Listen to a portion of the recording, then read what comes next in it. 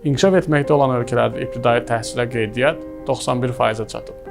Amma 57 milyon uşaq hələ də təhsil ala bilmir. Birlikdə keyfiyyətli təhsilə nail olmaq üçün əlimizdən gələni edək ki, heç kəs kənarda qalmasın.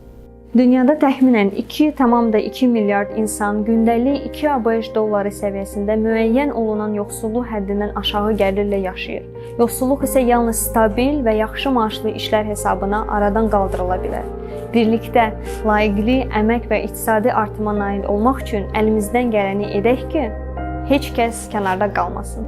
İnkişaf etməkdə olan ölkələrdə ibtidai təhsil pilləsində təhsil alan 66 milyon uşaq dərs boyunca ac olur və bunun 23 milyonu təkcə Afrikanın payına düşür. Birlikdə aclığa son qoymaq üçün əlimizdən gələni edək və bu prosesdə heç kəs kənarda qalmasın. İnkişaf etməkdə olan ölkələrdə əhalinin sayını nəzərə almaqla 1990-2010-cu illərdə gəlir bərabərsizliyi orta hesabla 11% artıb. Birlikdə bərabərsizliyin aradan qaldırılması üçün əlimizdən gələni edək və bu prosesdə heç kəs kənarda qalmasın. Dünya gənclərinin 30%-i rəqəmsal dövrdə böyümüş gənclərdir və onlar artıq 5 ildir ki, aktiv internet istifadəçiləridir.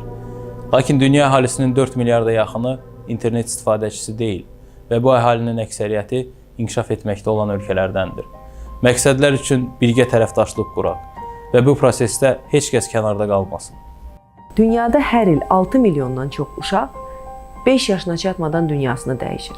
90-cı ildən bəri ana ölümü 50%-ə qədər azalıb. Lakin yenə də inkişaf etməkdə olan ölkələrdə inkişaf etmiş ölkələrlə müqayisədə ana ölümü əmsalı 14 dəfə yüksəkdir. Birlikdə yaxşı səhiyyə və rifaha nail olmaq üçün əlimizdən gələni edək ki, heç kəs kənarda qalmasın.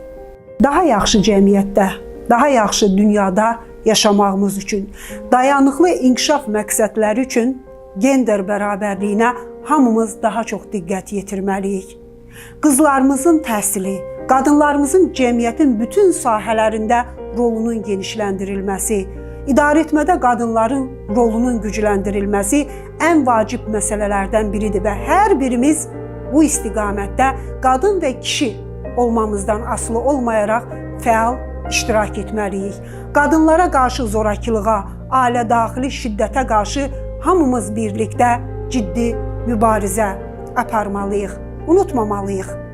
Cəmiyyətin, dünyanın inkişafı gender bərabərliyindən keçir. Bu məsələdə hər birimiz daha çox çalışmalıyıq.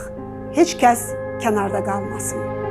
1880-ci ildən 2012-ci ilə qədər orta qlobal temperatur 0,85 Selsi artıbdır. Okeanlarda məhz qarların, buzların hamısının əriməsi, həcminin azalması əslində dəniz suyunun səviyyəsini artmağa səbəb olubdur.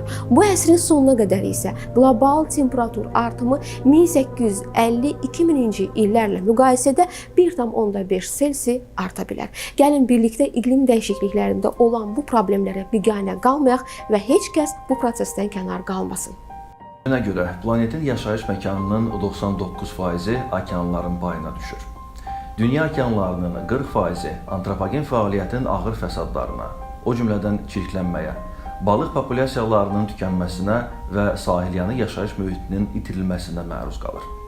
Birlikdə dəniz ekosisteminin mühafizəsi üçün əlimizdən gələni edək və bu prosesdə heç kəs kənarda qalmasın. Zaten salamlar. If we want to see the economic growth that Azerbaijan so desires, then we really have to invest in its youngest citizens, its children and its young people. And that means investing in their education, in their health, and giving them every opportunity and the support to succeed in the future, because they're the people who are going to make economic growth sustainable for all. So let's make those investments. Let's make sure we invest in the human assets that count the most, children and young people. Hajkas Canada Galmasin.